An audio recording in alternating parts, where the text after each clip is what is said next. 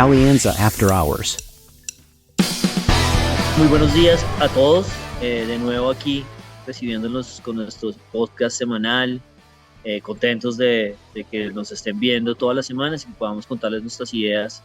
Tenemos aquí en el equipo de Alianza en semanas bien interesantes, donde los riesgos como que se están moviendo, ¿no? Se están yendo de lo global a lo regional y bueno, aquí ha estado bien movido. Hoy vamos a estar como siempre, ¿no? Felipe Campos, con David Cubides, nuestro jefe economista. ¿Qué David? ¿Cómo va todo? Yo, Pipe, ¿todo bien usted? Muy bien. Aquí preparándonos para el partido de Colombia. Sí. Entonces, me lo veo con la camiseta. La emoción es toda. No me va a ver con camiseta, no. La pasión está por dentro. Y también tenemos a Guillermo Jaramillo. ¿Qué hubo, Guille? Especialista en renta fija. Todo muy bien, ¿ustedes cómo van? Muy bien, Guille, muy bien. Listo, entonces, bueno, arranquemos de una vez con nuestro tema, nuestra sección de siempre, de qué pasó la semana pasada, ¿no? La semana que está terminando y que está medio lleno y que está medio vacío en estas historias. Vamos a arrancar esta vez con los temas locales. Y David, usted nos va a contar qué ha visto de vasos medio llenos o medio vacíos en temas locales esta semana. Cuéntenos a ver qué historia tiene.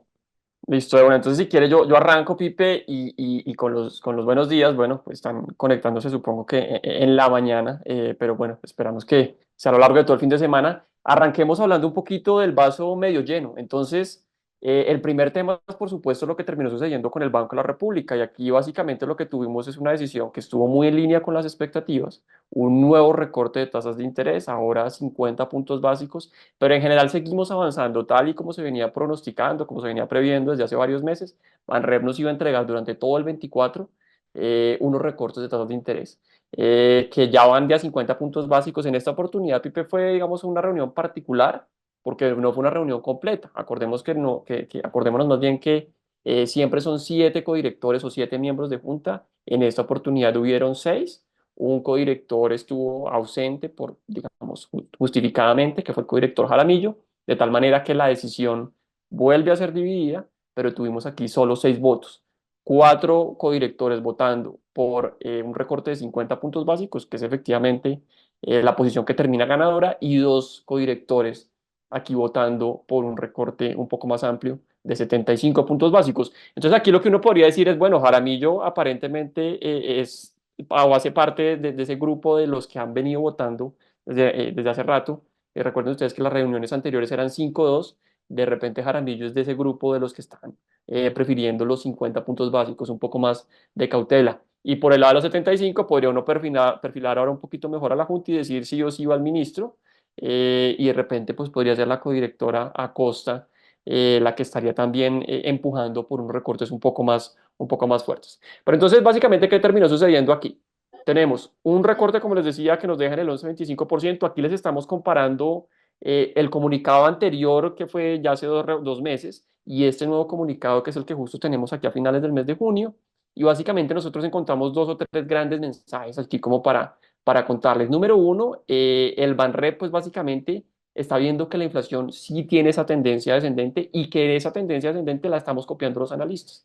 Aquí ya tenemos una visión, un pronóstico, los analistas un poco más bajo en materia de inflación, de cara a lo que podría ser el 2024, un año más, 2025, por el lado del 4,3.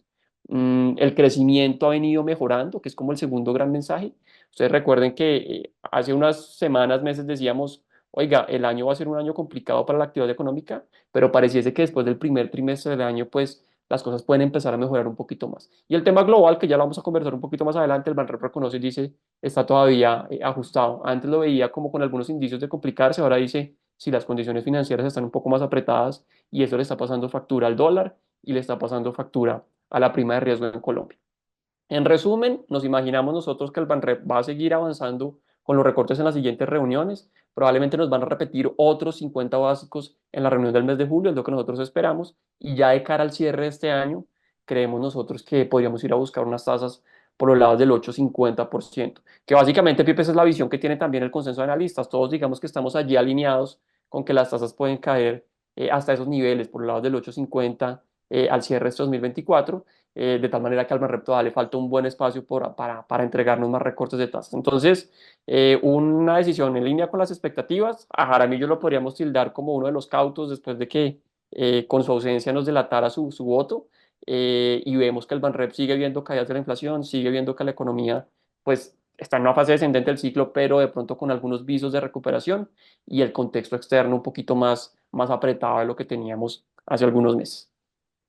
Sí, Eso, David, cuente. digamos, respecto a esto me llama la atención muchas cosas. Usted ya resaltó todas, pero hay varios elementos interesantes, sobre todo eso de, aquí esto es toda una novela, ¿no? Uno siempre es pensando quién es el que está a favor o en contra, y recuerden que esta novela lleva unos 6 o 7 meses con el mismo resultado. Hay dos que quieren bajar más rápido y cinco que han preferido hacerlo dinámicamente, pero no tan agresivo. Y uno siempre se ha preguntado quiénes pueden ser. Uno sabe que obviamente el ministro de Hacienda es uno, que me llama la atención, David, que ahora no votó por 100 sino por 75. Él ha mencionado que estaba como convencido de los 100. Bueno, ahí él se modera un poco. Y lo que usted dice, de nuevo, esto es muy importante resaltarlo. Nosotros no podemos saber quiénes son los que están votando. Eso siempre va a ser secreto. Entonces no podemos saber los votos. Pero sí hay algunos, por presentaciones, hay algunos codirectores que uno sabe que su sesgo es bastante, digamos, los más hawkish, que se preocupan mucho más por la inflación. Y uno sabe que ahí puede estar Leonardo Villar, puede estar Roberto Steiner, ¿no? Hacia esos lados. Eh, y teníamos la duda con el codirector Jaramillo, ya que no está, ya sabemos que pareciera que también está en ese grupo de los que ha estado votando por moderación en la reducción de tasas.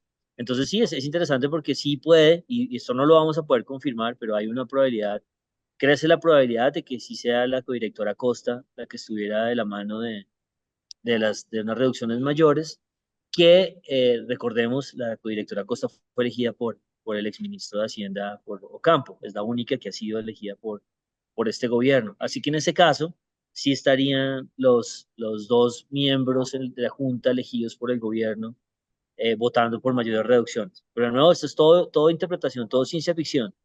Pero sí hay, Sí. digamos que sí hay algunas bases que le dicen a uno, puede que sí, ¿no? Puede que por ahí esté la votación. Sí, esa es una novela tal cual uno intenta ahí descifrar quién es el bueno y el malo de la novela.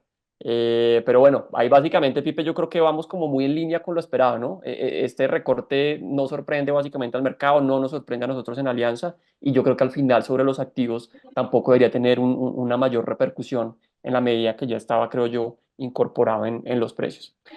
Eso mismo sucede, Pipe, con otro tema que yo le traigo aquí a vaso medio lleno, medio vacío, en donde a mí me tocó jugar en esta oportunidad, a ser un poco más el optimista, en el tema fiscal. Y es que también tuvimos noticias, y es la segunda noticia que le quiero contar aquí, desde el punto de vista de cómo el gobierno está cuadrando las cuentas después de que ya conocimos el marco fiscal de mediano plazo hace algunas semanas, de que tuvimos ese recorte de 20 billones que el gobierno anunció, y que el gobierno dijo, oiga, señores, a mí tengo también pendiente una tarea y es ir pagando ese fondo o ese déficit que tengo en el fondo de estabilización de los precios de los combustibles. La noticia es buena porque efectivamente pues aquí se está haciendo el giro, el gobierno está anunciando que se van a girar 5 billones de pesos o que ya se giraron 5 billones de pesos, y eso se suma, Pipe, ya a un pago que se hizo hace algunos meses, y que todo, digamos, va en línea con reducir ese déficit que, recuerdo, usted estuvo cerca de 40 billones de pesos hace un par de años, y que arrancó este 2024 con un número por los lados de 20 billones. Entonces, en el primer trimestre del año pagaron algo cercano a los 8,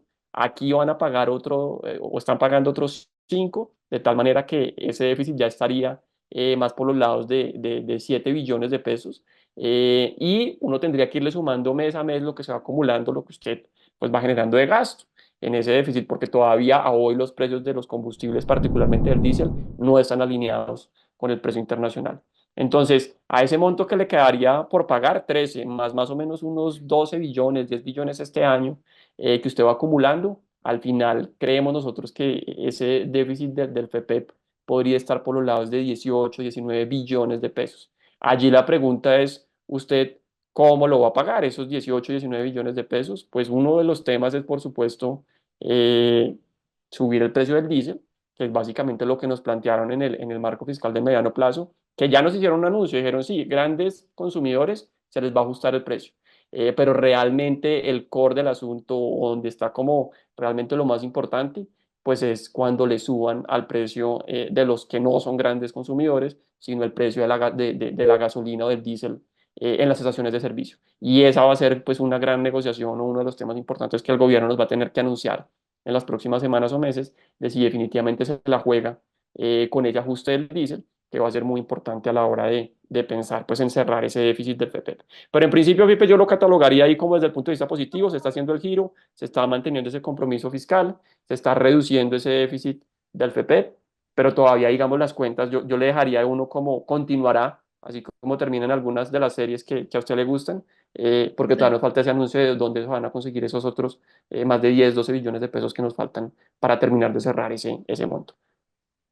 Sí, yo ahí, sí, yo resaltaría es todavía hay algunos números que no sabemos bien cómo van a cuadrar, en donde hay incertidumbre de la negativa, pues, de la que le va a decir a uno, bueno, le va a faltar 10 billones o 15 para terminar el año, pero también hay incertidumbre de la buena, en el sentido de que el crecimiento comience a mejorar o que haya menos ejecución, ¿no? Del gasto, o sea, también pueden haber elementos ahí que generen ese ruido hacia los dos lados. Pero bueno, lo que entiendo es que se está trabajando en cerrar ese hueco y sí necesitamos información de saber cómo van a manejar el tema del diésel, ¿no? Porque es mucha plata la que ellos quieren ahorrar y por ahora los anuncios son de muy poquita plata. Los anuncios se Claro. quedan cortos frente a lo que esperábamos. Sí, porque fíjese que el primer anuncio es una buena señal, y es decir, listo, el diésel lo tengo yo en mis cuentas y lo tengo que ajustar, entonces dicen voy a subirle el precio a los grandes consumidores, pero eso solamente va a recaudar 600.000 millones por año y eso es una cifra que es más un poco una señal que realmente lo que va a terminar sucediendo, es un poco más diciente que lo que al final va a terminar solucionando. El hueco viene es por los demás, por los camiones, por las tractomulas, por el servicio de transporte público masivo, etcétera, etcétera, y eso pues allí es un poco más difícil desde el tema político a la hora de jugarse con ese anuncio. Pero es medio lleno porque al final estamos avanzando en ese proceso, el gobierno lo tiene en la cabeza y se está respetando un poco ese compromiso fiscal de ir cerrando paulatinamente ese fondo. Si quiere yo le voy a volver con usted, pero hablemos ahora ya no desde lo positivo y de repente usted me va a decir si es un poco más neutral o más negativo un par de anuncios que también tuvimos esta semana. Entonces tuvimos Moody's, ¿sí? Que habla sobre Colombia, y también tuvimos ya en el escenario internacional, ya para salirnos un poco de lo local y hablar un poco más de lo global, lo que terminó sucediendo con Estados Unidos, ese dato de precios, ¿no? Ese PCE en los Estados Unidos que al final estuvo muy en línea con lo esperado. ¿Cómo lo vio usted? Bueno, hemos tenido datos de inflación en Estados Unidos.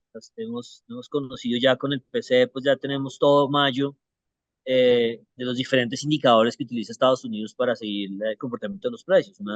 Ellos utilizan aparte del IPC y el IPP, que es lo que uno utiliza aquí en Colombia, ellos también tienen otro indicador que trata de medir la inflación al consumidor, o sea, el IPC colombiano, y se llama PCE y es el componente que, de hecho, el reporte que más le gusta a la Fed para tener metas. La Fed hace metas sobre el PCE, no sobre el IPC ni sobre el IPP. Entonces, este dato se ha vuelto importante en medio del choque inflacionario. Se esperaba, digamos, la expectativa era que se quedara quieto y eso fue lo que pasó. O sea, la inflación en Estados Unidos, medida por el PCE, se quedó al 2,6, ya sea en núcleo o ya sea total. Los mercados lo reciben bien, lo que pasa es que los mercados, este dato, cuando llega este dato de esta inflación, ya hemos conocido las otras dos inflaciones. Entonces, para mí lo normal es que este dato no genere muchos movimientos, pero los ha generado en meses anteriores. Entonces, el mensaje de la inflación de Estados Unidos lleva 12 meses quieta, pero el pequeño rebrote inflacionario de pronto que se podía estar temiendo desde comienzos de año ya no está presente. Y nosotros tenemos una visión de que más bien la inflación puede terminar bajando.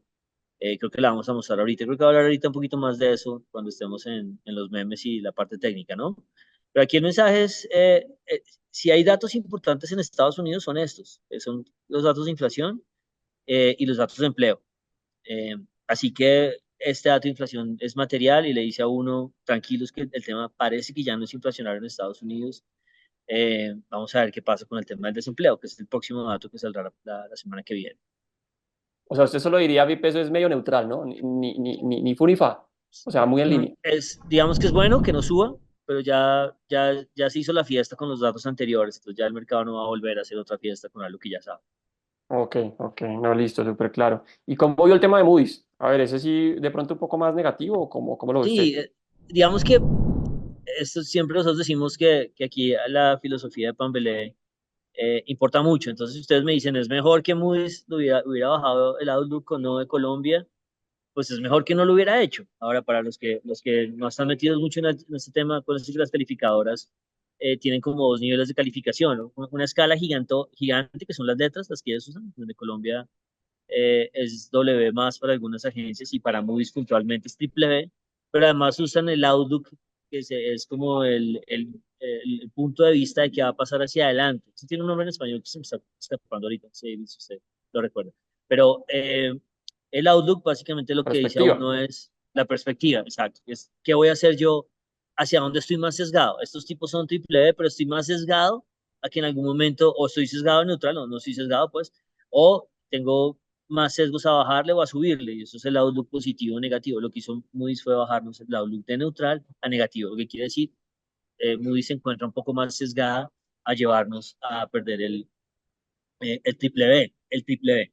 Ahora, esto de las letras es un camello. Yo entiendo si se hubieran inventado números sería más fácil para todo el mundo tenerlo en la cabeza, porque aparte Moody's ni siquiera usa el triple B. Ujú. Moody's utiliza otras notaciones, pero para el caso comparativo podemos dejarlo en triple B.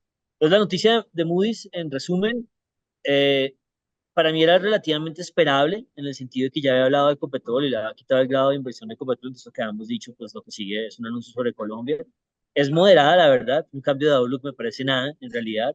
¿Por qué? Porque lo que hemos dicho, está Moody's con el triple B, usted baja dos escalones, y está Fitch, Standard Poor's ahí con los Ws más, que ya es pérdida de grado de inversión, y usted viaja dos escalones más y llega al sótano, y están los verdaderos títulos colombianos. Colombia se está negociando como si fuera un país W menos. Así que pues en realidad cualquier noticia de las calificadoras es solamente un poquito de malas noticias que ya han sido incorporadas completamente en los mercados. Por eso tampoco uno debe esperar que este tipo de anuncios tenga efecto como no lo tuvo. De hecho, el mercado colombiano hoy se valorizó. Eso eh, es para que ustedes tengan en mente qué es lo importante. Y nosotros aquí por eso tratamos de ser enfáticos, a veces agotadores, explicando que hay que darle su valor, el valor correspondiente a lo local, o porque ya ha sido descontado. ¿Qué quiere decir descontado? Pues ya el mercado ha reaccionado y Colombia en este momento se negocia como si hubiera perdido cuatro calificaciones, o sea que porque vamos a reaccionar por un outlook, eso, o una perspectiva, eso no tiene ningún sentido. Y también hemos mencionado que los temas externos importan mucho más, y pues esta semana fue solo fluctuación de México. Realmente nosotros vemos 8 indicadores, 9 indicadores para ver cómo le va a ir el mercado cada día, y desde hace 3 semanas solo nos importa uno, pues a dónde va el peso mexicano, y las fluctuaciones de Colombia pues, han sido idénticas. Entonces, peso hoy, de alguna forma, para resumir la noticia, es que hoy requete contra confirmamos que es mucho más importante México que todas las historias locales. Y el día de hoy, que por lo menos como por respeto a las calificadoras, hoy el dólar debió haber echado un poquito para arriba, no hizo ni una gota para arriba, fue para abajo. ¿Por qué? Porque México estaba parado. Entonces hoy fue una gran prueba de la gente que argumenta que sí, que de pronto es algo fiscal lo que ha devaluado el dólar o que ha subido el dólar, lo que ha depreciado nuestra moneda. La respuesta es muy poco. Para que un anuncio como el de Moody's sea lo que sea, aunque si esté incorporado en los activos, no genera absolutamente nada, y más bien los activos nuestros persiguen a México completamente. Entonces las Venga, calificadoras por ahora son un poco irrelevantes, en el sentido en que el mercado nos tiene muy castigados en este momento. venga, yo le pregunto, Pipe, entonces en ese tema, o sea, lo que está mal de repente es la prima de riesgo de Colombia, o sea, si lo que usted dice, tenemos que ir hasta el sótano de las calificaciones para encontrar nuestra prima de riesgo comparable, ¿será que nos están cobrando mucho más de lo que deberíamos estar pagando en este momento? Sí, eso es muy interesante, David, porque nuestros números no dan para lo que estamos pagando en tasas. Si Colombia se está financiando en tasas en dólares 100 puntos por encima del resto de la región. Eso nunca ha pasado en la historia. Nunca ha pasado en la historia que el riesgo país de Colombia fuera mayor que el de Brasil. Y cuando les digo de la historia, no les digo de los últimos 5 años, digo los últimos 20 años. Entonces, claramente, dentro de los precios que estamos pagando, hay mucha incertidumbre, mucha imaginación, muchas cosas que uno no sabe hasta dónde puedan llegar, y el mercado dice, oiga, le sigo comprando todos sus bonos Colombia, tranquilos, pero páguenme toda esta plata adicional. O sea, si uno mide exactamente el nivel de endeudamiento de Colombia y todo esto, de pronto uno podría sesgarse a lo que Moody's dice y decir, los verdaderos ubicados en toda esta historia ha sido Moody's, que no nos ha querido hacer perder el grado de inversión, porque nuestra deuda no es tan alta y Mm. nuestros déficits son complicados, ese es el tema puntual. De pronto Moody's al final va a tener la razón, pero yo no creo, yo creo que sí, nosotros nos merecemos estar entre el doble D más y el triple D menos. Yo creo que Moody's es el que está un poquito optimista, pero de nuevo, no para el doble D menos, que es donde están los mercados. Los mercados están cobrando a la Colombia mucha plata por la incertidumbre. Claro, claro. Pipe, yo le propongo aquí justo que usted alcanza a mencionar un poco de lo que nos están cobrando mercados y bonos. Si hablamos, invitamos ahora a Guillermo para que nos hable de esta noticia de JP Morgan y el GBI, ¿no? Este indicador que es muy clave y fue muy importante hace algunos años, no ha dejado de serlo, pero va a tener unos cambios en los próximos meses.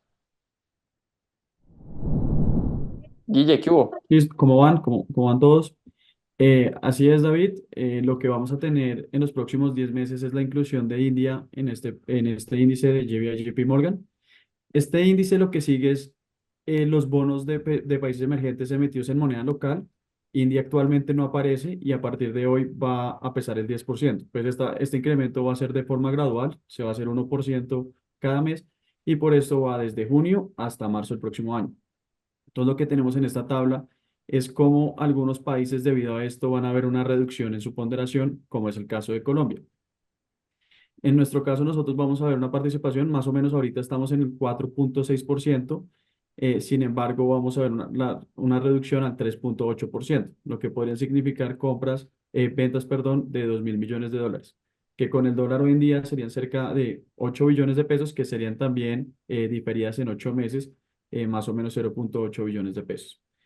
Pero algo que también a mí me gustaría como resaltar acá es que cuando uno compara cómo ha sido el comportamiento de los otros actores que han sido relevantes en este mercado, como las AFPs o los bancos comerciales, es que las AFPs, si uno mira el promedio de los últimos 12 meses, han comprado 3 billones de pesos y los bancos comerciales cerca de 2 billones de pesos. Entonces, pues vamos a seguir viendo por el lado local una dinámica fuerte y algo que también nos sorprende es que además los extranjeros en los últimos 4 meses han comprado cerca de 5 billones de pesos, pero los fondos indexados, que son los fondos que siguen este tipo de índices, también compraron en mayo, compraron cerca de 0,5 billones. Entonces, por el lado de los extranjeros también hemos visto una demanda en los últimos meses y eso es de resaltar.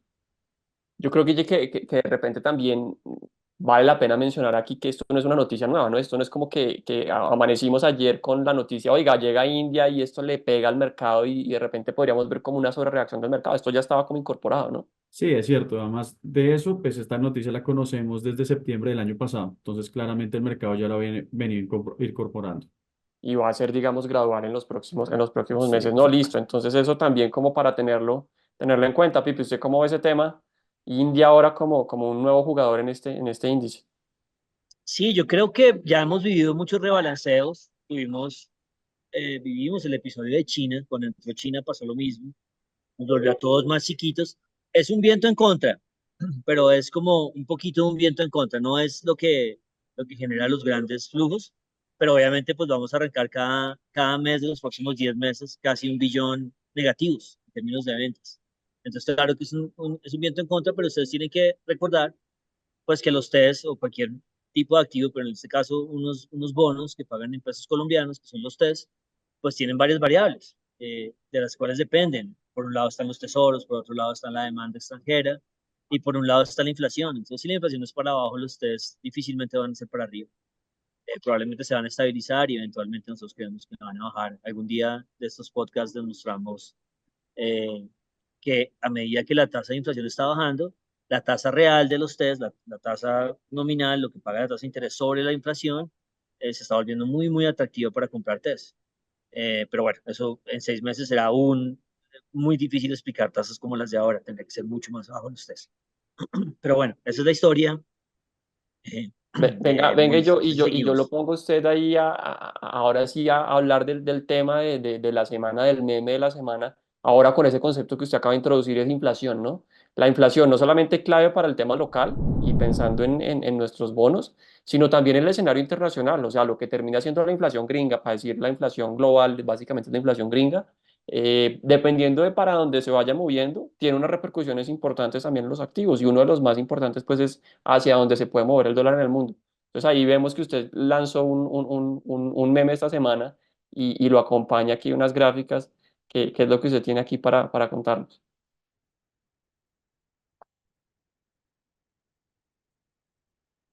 Creo que Pipe Sí, es... ¿qué hubo? Ahí ya, sí, Me ahí quedé sin volvió, voz, sí. me quedé sin voz. Lo dejamos Listo, que bueno, atónito con el meme, ¿o el, qué? me quedé sin palabras, más bien. Bueno, aquí el mensaje es, y es obvio, pues, pero las cosas en los mercados financieros no son tan obvias como la gente lo cree, pero por ahora esto ha sido muy transparente. Entonces, porque el dólar dejó de caer en el mundo los últimos 12 meses y en Colombia también, porque la inflación dejó de caer. Entonces, la inflación, la línea roja, que es la del consumidor, y la gris, que es la del productor, en Estados Unidos ambas, llevan mucho tiempo de estabilidad por encima de lo que quiere la Fed. La Fed realmente quiere el 2. Obviamente, la Fed habla de indicadores núcleo y todo eso, pero al final todo debe converger a números similares. Entonces, aquí el punto es imaginarnos, y con esa subida que ustedes ven ahí, la pequeña subida del IPP en Estados Unidos, pues el susto ha sido mayor, ha sido grande, y por eso la Fed ha cambiado sus expectativas, y por eso, como les decía, el dólar no ha podido bajar más de eso. Entonces, con los datos de mayo nos dimos cuenta que la inflación ya se está calmando un poquito, lo cual genera buenas expectativas. eh, y si las líneas roja y gris por fin deciden ir para abajo, en el caso de la línea roja, más por fin, porque la línea gris alcanzó a estar en cero, pero la línea roja, que es la inflación al consumidor, no ha bajado del 3% desde hace 12 meses. Si eventualmente esa inflación se pone en los próximos meses por debajo del 3%, yo veo un entorno muy bueno para los mercados, sabiendo que en este momento es la variable más importante, que se acompaña por otra variable que analizaremos en otros podcasts, que es el desempleo. Es como la llave, la inflación y el desempleo. Uno las quiere las dos, la mejor palabra es tibias. Uno nunca quiere que se enfríe mucho, que se caliente otra mucho. Entonces, para nosotros la visión es, primero, mayo estuvo bueno, la inflación se calmó, pero el mensaje más importante de repente es que nosotros vemos que en el tercer trimestre del año, o sea, el próximo trimestre, los precios van a seguir cayendo. ¿Y qué quiere decir eso en términos colombianos? Pues que el dólar va a bajar, que va a haber un chance de que el dólar baje, por lo menos una fuerza en el dólar mundial. Ya sabemos que para llegar al dólar colombiano hay que pasar por el dólar mundial, el dólar regional y después el dólar colombiano, pero por lo menos esa fuerza pinta buena, pinta que va a ayudar. Y yo les diría ese escenario como Goldilocks, como de ricitos de oro para el segundo semestre, va a pintar muy bien si la inflación se pone por debajo del 3%, el IPC, eh, en Estados Unidos, y si el desempleo no se dispara mucho más arriba del 4 actual o del 5 que podría llegar. Entonces, si tenemos un mercado, lo que resta del año, con la inflación por debajo del 3 en Estados Unidos, que se tiene que poner debajo del 3, todavía no ha pasado, tienen que pasar unos meses para que lo logre, pero un desempleo que no sea muy explosivo, tendríamos un semestre muy interesante en términos de inversión. El riesgo, yo creo que la inflación se va a dar, y va a estar por debajo del 3. El riesgo es que el desempleo se acelere mucho, que pues ya nadie habla de recesión, y pues esa variable preocupa. Esa variable, de pronto la próxima vez les traemos qué significa un soft landing, un aterrizaje suave y todas estas carretas en las que el mercado está metido. Yo creo que vale la pena dedicarle un tiempito a eso para el próximo podcast para que ustedes entiendan, y los dejamos ahí como en un continuará de la segunda parte del análisis en Estados Unidos. Una cosa es la inflación y yo no creo que haya problemas, pero el desempleo es algo riesgoso y hay que estar vigilando. Venga, yo actúo aquí abogado del diablo. Usted dice, no, yo creo que la inflación de repente va a seguir bajando. ¿Cuáles podrían ser los riesgos para la inflación, Pipe? Porque hemos visto que de repente hay recientemente como un repunte en este tema global de la logística y contenedores y cosas por el estilo, pero también en algún momento en Alianza hablábamos de petróleo, ¿no? Como que ese puede ser una gran fuerza que puede que cambie un poquito las previsiones sobre este indicador. Sí, a mí siempre me preocupan son las cosas volátiles, que uno diría es obvio, pero después uno sabe que la mayoría de macroeconomistas dicen no le pare bolas a las cosas volátiles, pararle bolas a las cosas más estables y más como núcleo, más de los indicadores. Pero al final, ¿qué es la inflación núcleo, digamos? ¿O qué termina pasando con las inflaciones núcleo en cualquier país? Es que están sujetas, la inflación núcleo al final es como la credibilidad que tiene el mercado dada la estructura de la economía. Entonces, para Colombia dicen, listo, no, la inflación, lo ideal es que se quede entre el 2 y el 4%, que esté más o menos cerca del 3%, y todo eso está bien, pero hay choques. En las inflaciones, los precios, los seres humanos estamos siendo chocados, los precios están siendo chocados todo el tiempo por la parte volátil. Entonces viene un choque por alimentos, viene otro choque por dólar, viene un choque por la gasolina, viene otro choque. Y la idea y el trabajo del Banco de la República es que esos choques no traten de no desequilibrar lo que todos podamos creer que es una inflación de largo plazo, pues el 3%. Pero para los mercados esos choques valen oro, porque los choques primero pueden durar 2 años y cambiar la expectativa del mercado para el largo plazo, o sea, lo que hablamos de lo núcleo. Y si no afectan la expectativa igual, si la inflación llega y sube por 6 meses o por 12 meses, pues la Fed no va a bajar tasas. Entonces la parte volátil es supremamente importante y no puede ser minimizada. Y la parte volátil, como usted decía, es si hay un choque de petróleo, se acaba la historia de la bajada de la inflación y es el riesgo número uno para Alianza, porque le creemos mucho al petróleo. Yo no creo que sea este año, pero si el petróleo el próximo año se sube a 120 o a 130, se viene un choque de inflación y la Fed le va a tocar dejar de bajar tasas. Entonces, esa parte me preocupa. El tema de los containers y todo eso que en algún momento fue tan vital, yo no creo que eso genere una ola inflacionaria por sí sola. De hecho, los containers son muy correlacionados con el precio del petróleo. Finalmente es el precio del costo de transportar también esos containers. Entonces yo lo dejaría más el gran riesgo de que la visión bonita de inflación no se dé. Y para nosotros es un riesgo que tiene una probabilidad altísima de pasar, pero no este año, sino más adelante, es el petróleo. En el momento en que el petróleo se acelere, se acaba esta historia. Se acaban dos historias. Se acaba la historia de que la Fed va a poder continuar bajando tasas. Digamos, yo creo que sí va a bajar tasas, pero después le va a tocar interrumpirlas, número uno. Eh, y número dos, se puede incluir que se acabe la historia de la estabilidad económica, porque un choque inflacionario nos podría traer la super renombrada que nunca arribó recesión. Entonces, el peligro, nuestro enemigo de corto plazo es el petróleo, que contraintuitivamente es nuestro gran amigo de largo plazo para el país. Sí, eso es como cuando cambian al tallador en el casino, ¿no? Que de repente es vuelve y baraje. Si Sí, el petróleo, si el si el petróleo petróleo sube, vuelve y baraja. se Sí, nos vuelve a subir. No, listo, Pipe, súper claro. Déjeme entonces, nos movemos ya hacia los temas que se nos van a aproximar la siguiente semana. Vamos a tener una semana que va a ser relativamente tranquila en la primera parte. Vamos a tener datos de actividad económica en Chile, de repente precios en la zona euro. Ya cogemos un poquito más de fuerza por allá el miércoles, pero ojo que va a ser una semana rara también en Estados Unidos porque se viene el 4 de julio. Pero el miércoles vamos a tener las minutas de la última reunión de la Reserva Federal, y nos tendremos pues ahí como que medio preparar ya para un viernes 5 de julio en donde conoceremos datos, como usted lo mencionaba, que van a ser claves en términos de empleo. Ese va a ser el siguiente dato que va a ser, digamos, bien importante para los mercados. No solamente la tasa de desempleo del mes de junio, sino la creación de nóminas no agrícolas, nóminas un poco más privadas en la economía estadounidense, y eso pues le va a meter algo de color a los mercados. sí. Eso es uno de los temas importantes, ¿no? De hecho, aquí hay dos películas. O sea, en Estados Unidos no nos enredemos mucho. Hay dos grandes películas. La película número uno es si el IPC en Estados Unidos se va a poner debajo del 3%. Esa es la película número uno y no lo ha hecho en 12 meses. Y la película número dos es si la tasa de desempleo se puede poner por encima del 4%. Ya está el 4. Y uno dice, pues claro que se va a poner por encima del 4, pues porque tiene todavía 7 meses para hacerlo. Pero la Fed dice que no. La Fed dice que la tasa de desempleo va a terminar al 4 este año. Entonces, si uno comienza a ver la tasa de desempleo en algún momento al 5, pues miércoles la Fed está en otro cuento y le va a tocar bajar tasas más rápido. Esas son las dos películas con dos números. Es súper sencillo. El 3 para inflación y el 4 para desempleo. Cualquiera que se rompa, el 3 para abajo o el 4 para arriba, va a tener repercusiones. Va a generar movimientos. Y entonces, pues la semana que viene, ahí tendremos algo de color al respecto. Y ya si le parece, nos movemos ya a la parte final de nuestro espacio, ya en temas un poco más amables y más amenos, con nuestro extra time.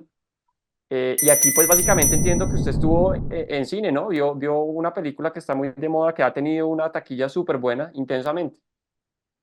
Sí, yo la recomiendo con el corazón en la mano, con la mano en el corazón más bien. Es súper buena, la uno fue súper buena, la 2 está también, están muy bien hechas y esto es pura recomendación de papá, ¿no? Pura recomendación de viejito, pero a mí intensamente me ha ayudado, tengo un poco de sonido afuera, a mí intensamente me ha ayudado un montón para criar hijos. O sea que Ok. la recomiendo. Entonces uno dice, recuerda el muñequito rojo que está en tu cabeza y bueno los que no son papás no van a entender, pero los que lo somos, buenísima y es una herramienta educativa para uno, porque una vez uno entiende. Eh, hay una anécdota viendo la película, la cuento rápido. Hay una parte en que estaban mostrando como que los recuerdos se deben botar bien lejos, los recuerdos malos, y no pararle bolas. Y yo, viste, Nico, hablándole a mi hijo, eso es lo que hay que hacer. Y de pronto pues, estaban que no, que eso no era lo que hay que hacer. Entonces yo, miércoles, no, olvídate de mi mensaje. Pero al final es muy interesante para ser mejor papá, lo recomiendo mucho. Bueno, entonces ahí tiene la recomendación para este puente, porque bueno, dijimos que es festivo en Estados Unidos, pero también vamos a estar festivos ahorita el 1 de julio, entonces volveremos hasta el 2 y con fútbol, Pipe, que entonces no solamente vamos a estar pendientes de cine, sino también de fútbol. Entonces vamos a ver cómo nos va con Costa Rica, esperamos que muy bien, y veremos también cómo nos va con Brasil, para ver si seguimos avanzando en esta Copa América que se está poniendo muy interesante. Claro, claro, ahí creo que las cuentas es que si pasáramos a la segunda ronda, eh, creo que nos toca jugar a nosotros el sábado, ¿no? No nos toca esos primeros cuartos de final, sino los cuartos de final del sábado. eh, y ahí, bueno, ya veremos si quedamos de primero o de segundo. Pero bueno, creo que acabamos, David. Les agradecemos, como siempre, la compañía.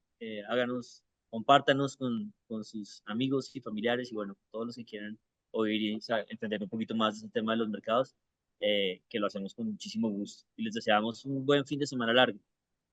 Listo, muchísimas gracias, que estén Bueno, muy bien. que estén bien. Alianza After Hours.